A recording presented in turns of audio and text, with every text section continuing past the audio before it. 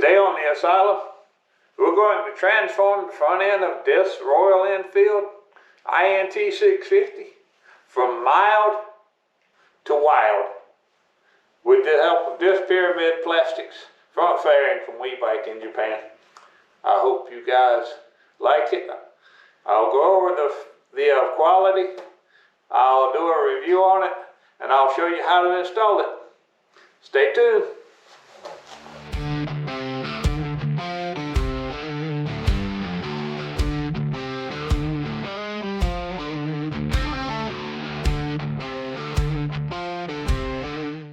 Okay everybody, welcome back to the channel. It's a good day to be alive here. I'm not wearing a sling or anything on my arm anymore. Well, I still really can't go riding yet. I'm going to do a little bit of light wrenching today. I'm going to put another custom part on my Royal Enfield INT 650, or as it's called in the rest of the world, the Interceptor 650. This kind of thing here, I still call it an Interceptor. I put side covers on it to say Interceptor. But here in the United States, Honda holds the trademark for the name Interceptor with regards to motorcycles. So they had to change the name for the Royal Enfields that were brought to the United States. This despite the fact that the very first Royal Enfield Interceptor was the 1959 Royal Enfield Interceptor 700. I'll put a picture of that here if I could find one, so you can see that the later Interceptors are actually pretty close, especially the ones with the chrome tanks and the stripes. But I still love my orange cars. But anyhow, I got one of the Pyramid plastic fairings to go on here, the quarter fairing that goes up here. And I'm going to review that and show you how I put it on. We'll walk over here at the table. I got the parts laid out here. I got this from WeBike. If you thought WeBike just made parts or just sold parts for Japanese bikes, you'd be wrong. They have them for all kinds of international motorcycles. This is a pretty decent looking fairing here. Of course, the paint match is good. Let's pick it up and hold it next to it. This is from Pyramid Plastics, and it's available on WeBike. Now, when I ordered it, they said it would be a month out, but after about 2 weeks, because it was out of stock, they sent me a notice saying that it would be shipped soon, because they had gotten it back in stock. Of course, the little windshield is not included onto it. You have to install it yourself, but you'll notice here it's a Buick windshield, which is kind of a pleasant surprise. The hardware and everything looks top notch. This is the windshield installation hardware. It goes in here, captive nuts and screws. I've got the screws and the plastic washers here to hold the metal brackets onto the bike. They are left and right, and I have marked mine just to make sure I didn't get confused during filming and act like an idiot. I will be using a drop of Loctite on them, because even though they actually have a little standoff to them, I don't like to put excess pressure on plastics, but I want to make sure that it holds. You'll also need, this is a 4mm Allen key screwdriver, and I have a 2mm. Yes, you can use a standard Allen key wrench if that's what you have. I just happen to have these. These are a Bondhus set, and they're really good. And a 12mm wrench for loosening the bolts on the side of the headlight. Now, and here are the instructions. Normally you would use the OEM headlight bolts to put these back on, but they do include a set of M8 by 25 bolts. Of course, these fall in the category of going for one of my pet peeves. I hate when you use a standard size head. This is a 13 millimeter. Normally a motorcycle would use a 12 millimeter size head. Plus, if it's going to be in a decorative place, it should have been an unmarked or plated screw. Anyhow, I'm going to set those aside and hope that I don't have to use them. But that kind of gives you an idea where we're at and what we're doing. Let's set this camera back down. And get to work.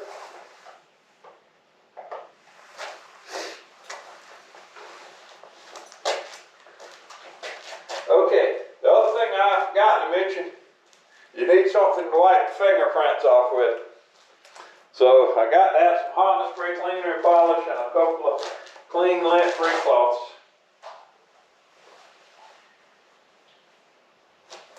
We'll start by peeling the brackets. I'm going to do them one at a time. They're these nice little laser cut things, and they still have the protective sheeting on them, which is cool, as long as you can get it loose, which is usually not a big problem. I would have peeled them off. Like I said, I marked these left and right. This is the left side one.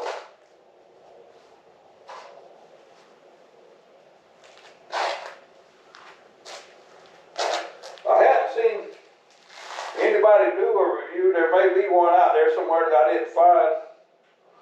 But I specifically looked for a review for this Pyramid Plastics folder. Pyramid Plastics fairing. I didn't see one. Get this out. A couple of bolts. Matter of fact, I'm going to get all 4 screws out. And we'll put a dollop of Loctite on each one. With it sitting here on the paper.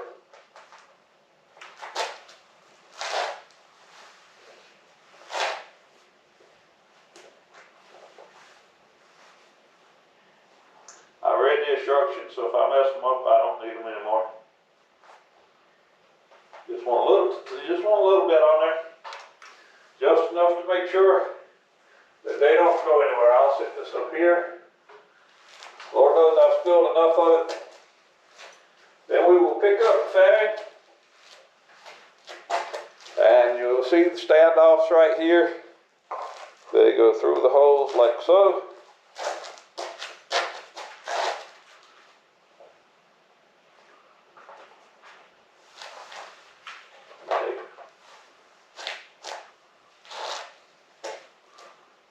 One screw and one plastic washer.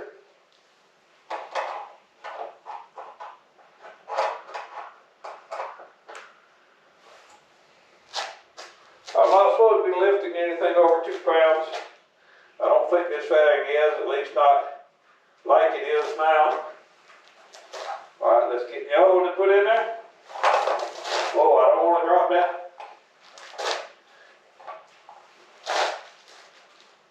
Got to be a little more careful.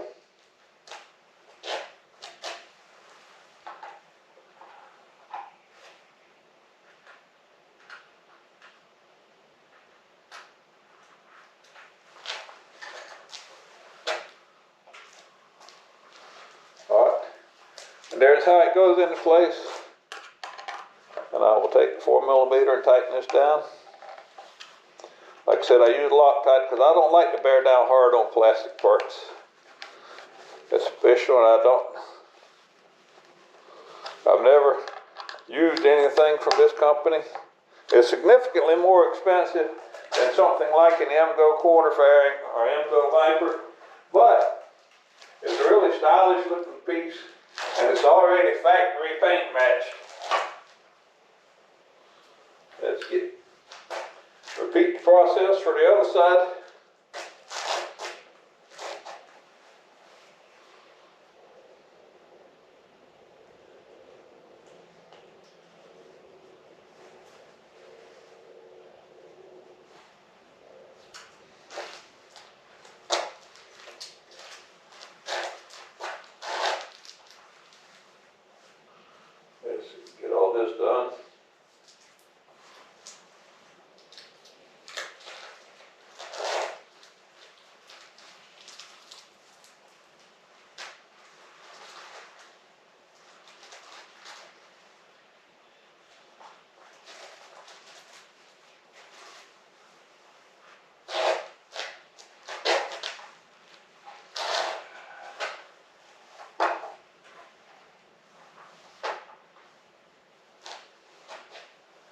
I don't want to drop it or scratch it up or anything.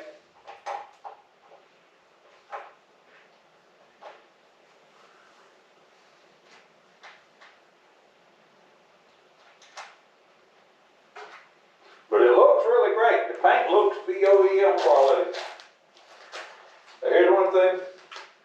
I've heard people give mixed reviews on the Royal Enfields for fit and finish, but mine is fantastic. It looks good. There are no flaws in the paint. The aftermarket side covers look good. Well, actually, they're not. I don't think they're aftermarket. I think they're actually factory side covers. I bought them from India a long time ago before I got my wheat bike deal.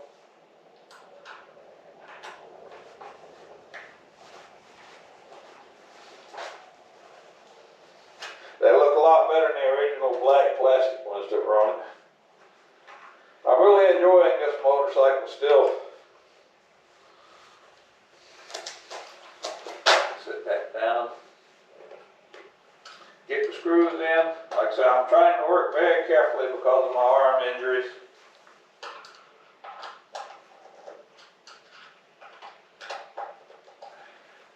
Let's see where this is going to wind up at.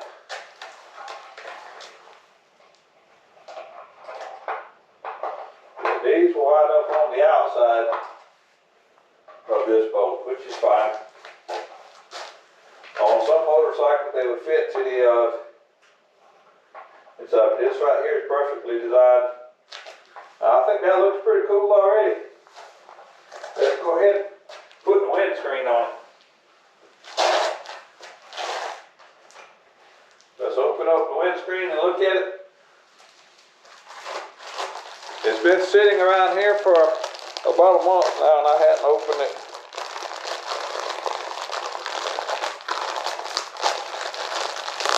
This thing all came thoroughly and securely packed. And here we go. It has all the stickers on it. I'll probably leave this one, but I'll take the other one off when I'm done.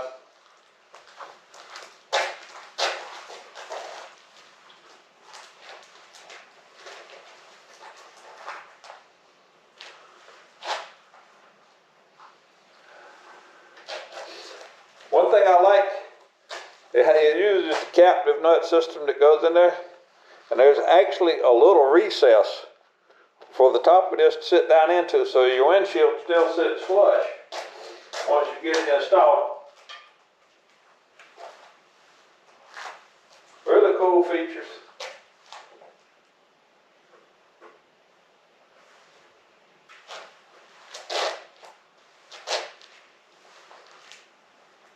Like I said, I was curious about these pyramid plastic windscreens, but the price of them originally put me off. But it's not bad when you consider the cost of buying a cheap ABS screen and having to paint it to match your bike and everything else. Because paint is incredibly expensive. I think good paint right now is running about $150 to $200 a pint here in the U.S., and that doesn't include the thinner and the hardener or any of that.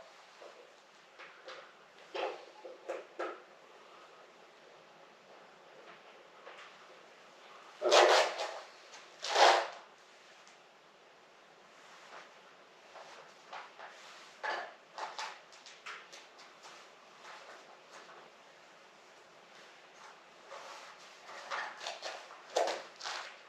I accidentally picked up too many washers and put on one of them. Nope, here it is. These screws also include a little plastic washer that goes on there to protect the windscreen.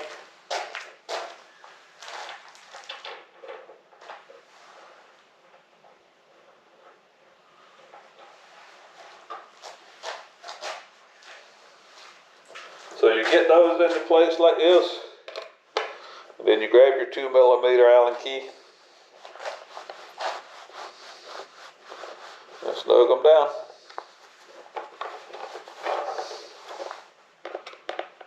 I didn't put any Loctite on these, but the captive nut system, I don't really feel the need to, because of the way it works, it will always hold tension. I just want to very carefully make sure that they are tight enough without cracking anything.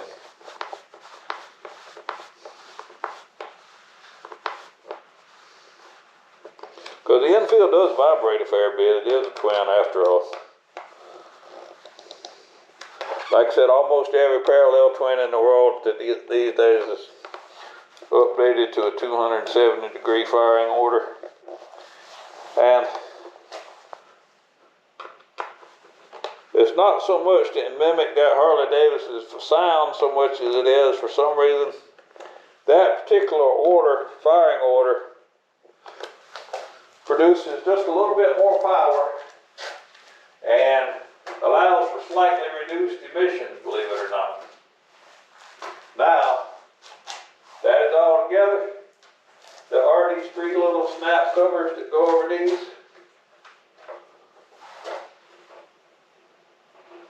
They just snap right on. Here, I'll show you one. Just a little plastic snap piece that goes into place right here over the screw.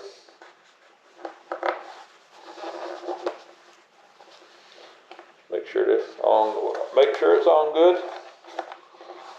Make sure it's snapped into place. And it did. It's not nearly as difficult as I make it out to be sometimes. I'm fat-fingered and clumsy.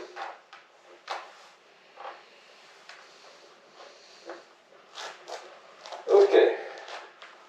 Now for the next part. You may have to re-aim your headlight after doing this. Just going to loosen these bolts up a little bit.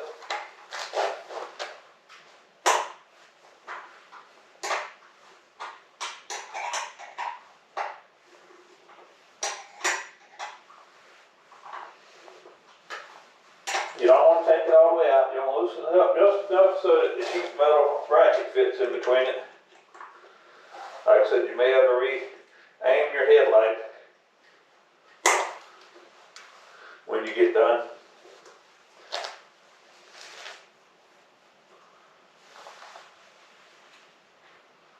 Alright, so that is, got those slightly outward.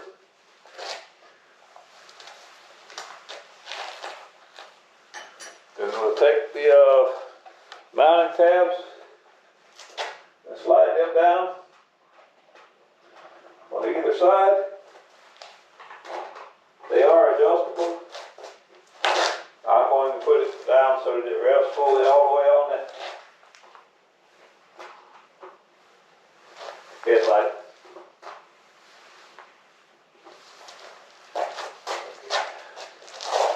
I'm making sure that I have clearance back here. You don't want it rubbing on your gauges or anything. You definitely want to have some clearance over your gauges.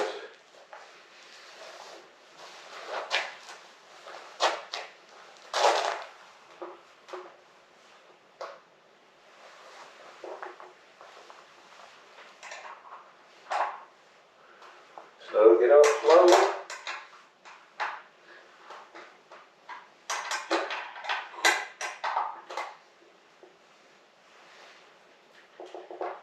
Hold your headlight still.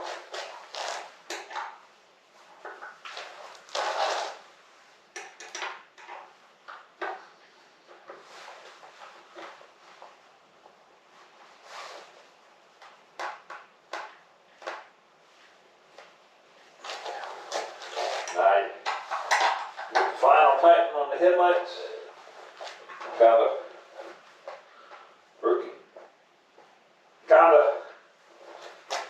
It's not as easy to do this one-handed, or trying to be one-handed, but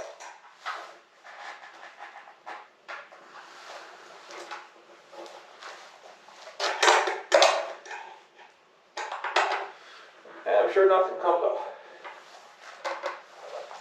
There we go.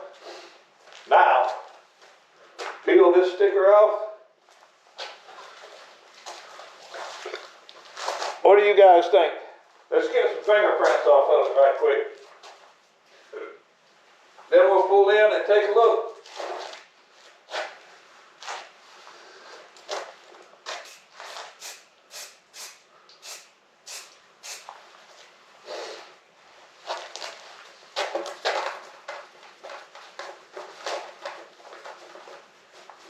It'll help keep the boat off my gauges if nothing else. Unfortunately, I can't take it out and test ride it today, guys. That'll have to come in a few more weeks. I promise I'll come back and test drive it and give you a report on it. All I can do right now is comment on the installation. And the initial build quality looks good. I mean, it's a $300 windscreen, but it's custom designed to fit this motorcycle. And it's factory matched to the paint color. And they have multiple paint colors available most of the time, depending on which retailer you're getting it from. But let's pull in close here. That's how you install the Pyramid Plastics windscreen on your Royal Enfield INT 650. Interceptor for those of you in the rest of the world where they have sane trademark laws. Well, I love Honda, don't get me wrong. Honda is my favorite motorcycle. But they ought to give a little on this one. They're not using it anymore, and they weren't the first.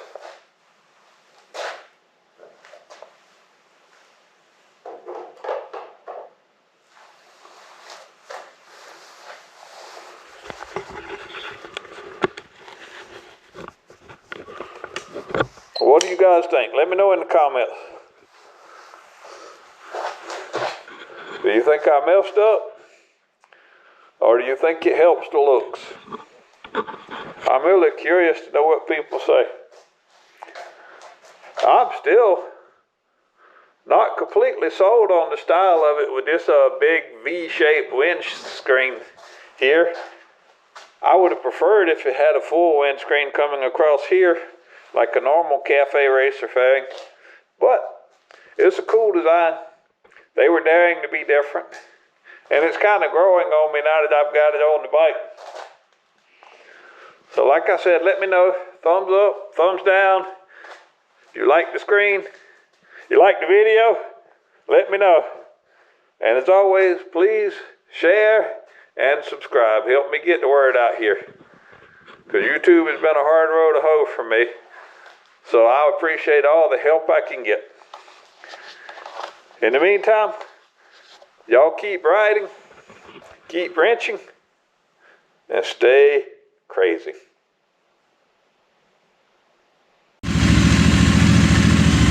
I just can't stop customizing this motorcycle.